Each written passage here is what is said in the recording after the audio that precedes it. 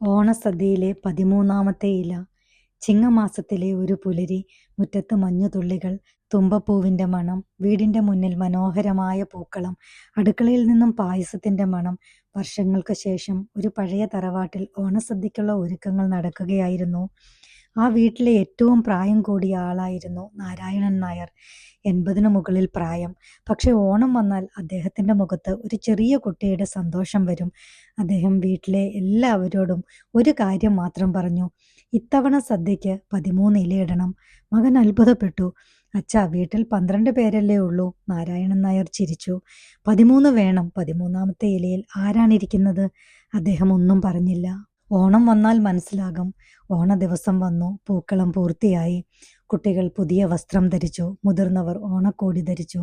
അടുക്കളയിൽ അവിയൽ, തോരൻ, കാളൻ, ഓലൻ, സാമ്പാർ, പുളിശ്ശേരി, പപ്പടം, പഴം, പായസം എല്ലാം തയ്യാറായി.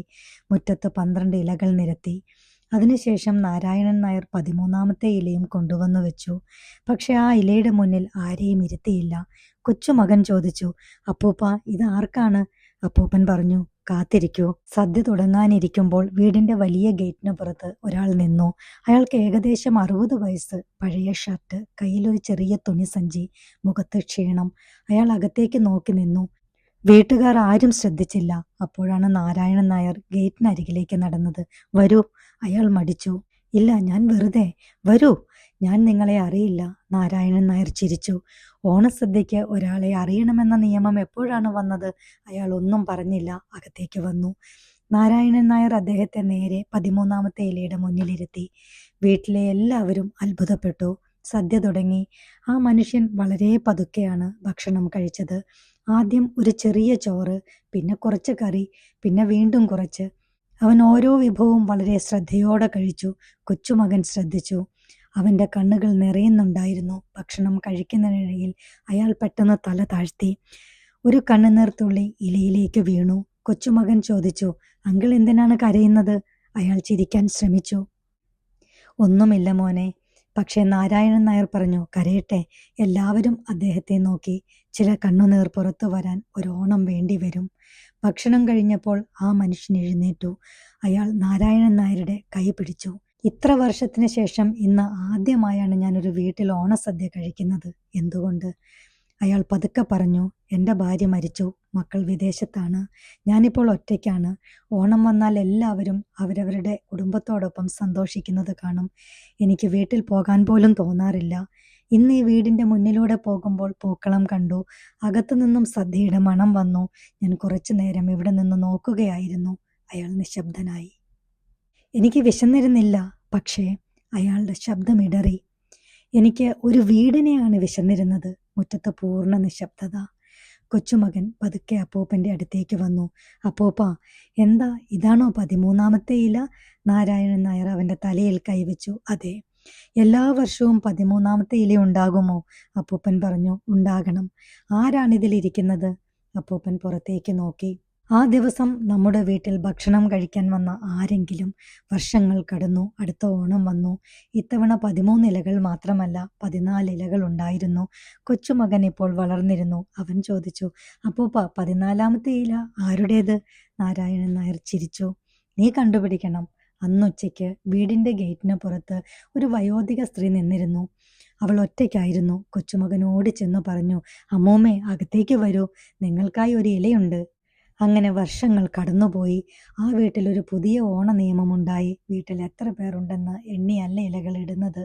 ആ ദിവസം വാതിലിന് പുറത്ത് ആരെങ്കിലും ഒറ്റയ്ക്കുണ്ടെങ്കിൽ ഒരു ഇല കൂടി. ഒരു അനാഥൻ വന്നാൽ ഒരു ഇല കൂടി. ഒരു വയോധികൻ വന്നാൽ ഒരു ഇല കൂടി. ഒരു യാത്രക്കാരൻ വന്നാൽ ഒരു ഇല കൂടി. ആർക്കും ക്ഷണം ആവശ്യമില്ല. ആർക്കും പരിചയം ആവശ്യമില്ല. വിശപ്പിന് പരിചയപത്രം വേണ്ട. ഒറ്റപ്പെടലിന് മതമില്ല. സ്നേഹത്തിന് അതിർത്തിയില്ല. വർഷങ്ങൾക്ക് ശേഷം നാരായണൻ നായർ മരിച്ചു. അദ്ദേഹത്തിൻ്റെ കൊച്ചുമകൻ ആ വീടിൻ്റെ ചുമതല ഏറ്റെടുത്തു. ഒരു ചിങ്ങപ്പുലരിയിൽ അവൻ മുറ്റത്ത് പൂക്കളം ഒരുക്കുകയായിരുന്നു. അടുക്കളയിൽ സദ്യ തയ്യാറാക്കുന്നു. അവൻ ഇലകൾ എണ്ണി. 1, 2, 3, 12, 13, 14, 15. അവൻ 15-ാമത്തെ ഇലയും വെച്ചു. അമ്മ ചോദിച്ചു: ഇത്രയും ആളുകളുണ്ടോ? അവൻ ചിരിച്ചു. ഇല്ല. പിന്നെ 15-ാമത്തെ ഇല? അവൻ അപ്പൂപ്പൻ്റെ പഴയ കസേരയിലേക്ക് നോക്കി. അപ്പൂപ്പൻ പറഞ്ഞത് ഞാൻ മറന്നിട്ടില്ല. അന്ന് സദ്യക്ക് വന്നവർ എല്ലാവരും ഭക്ഷണം കഴിച്ചു. അവസാനം എല്ലാവരും എഴുന്നേറ്റപ്പോൾ 15ാമത്തെ ഇല മാത്രം ശൂന്യമായിരുന്നു. ആരും അതിലിരുന്നില്ല. അവർ ആ ഇല പതുക്കെ എടുത്തു. അപ്പോഴാണ് അവൻ അപ്പൂപ്പൻ പറഞ്ഞ ഒരു വാക്ക് ഓർമ്മ വന്നത്. മോനെ, ഒരു ഓണം പൂർണ്ണമാകുന്നത് നമ്മുടെ ഇല നിറയുമ്പോഴല്ല, മറ്റൊരാളുടെ ഇല ശൂന്യമല്ല എന്ന് ഉറപ്പാക്കിയപ്പോഴാണ്. അവൻ ആ ശൂന്യമായ ഇലയിലേക്ക് നോക്കി. പിന്നെ വാതിൽ തുറന്നു. പുറത്ത് റോഡിലൂടെ ഒരു വയോധികൻ ഒറ്റയ്ക്ക് നടക്കുകയായിരുന്നു. അവൻ വിളിച്ചു, ചേട്ടാ, ഓണസദ്യ കഴിച്ചിട്ട് പോകാം. വയോധികൻ തിരിഞ്ഞു നോക്കി. എന്നെയാണോ വിളിച്ചത്?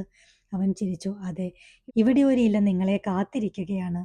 കഥയുടെ യഥാർത്ഥ സന്ദേശം: ഓണം എന്നത് പുതിയ വസ്ത്രം വാങ്ങുന്നതും പൂക്കളം ഇടുന്നതും സദ്യ കഴിക്കുന്നതും മാത്രമല്ല, നമ്മുടെ സന്തോഷത്തിൽ മറ്റൊരാൾക്ക് ഒരു ചെറിയ സ്ഥലം നൽകുന്നതാണ് ഓണത്തിൻ്റെ യഥാർത്ഥ സൗന്ദര്യം. ഈ ചിങ്ങത്തിൽ നമ്മളൊരു പുതിയ തീരുമാനമെടുക്കാം. പുതിയ വസ്ത്രം വാങ്ങുന്നതിനൊപ്പം ഒരു മനസ്സിന് സന്തോഷം നൽകാം. വലിയ സദ്യ ഒരുക്കുന്നതിനൊപ്പം ഒറ്റയ്ക്കിരിക്കുന്ന ഒരാളെ കൂടെ ഇരുത്താം. വീടിൻ്റെ മുറ്റത്ത് പൂക്കളം ഇടുന്നതിനൊപ്പം ഒരാളുടെ ഹൃദയത്തിലും ഒരു പൂക്കളം തീർക്കാം. കാരണം ഓണത്തിന് ഏറ്റവും മനോഹരമായ പൂക്കളം മുറ്റത്തല്ല, നമ്മൾ മറ്റൊരാളുടെ മനസ്സിൽ വിരിയിക്കുന്ന സന്തോഷമാണ്. ഈ ചിങ്ങത്തിൽ നിങ്ങളുടെ വീട്ടിൽ ഒരു ഇല അധികമുണ്ടാകട്ടെ. ആ ഇലയിൽ ആരായിരിക്കും ഇരിക്കുക എന്നത് നിങ്ങൾക്കറിയില്ല. പക്ഷേ ആ ഒരാൾക്ക് അതായിരിക്കും ഈ വർഷത്തെ ഏറ്റവും വലിയ ഓണം.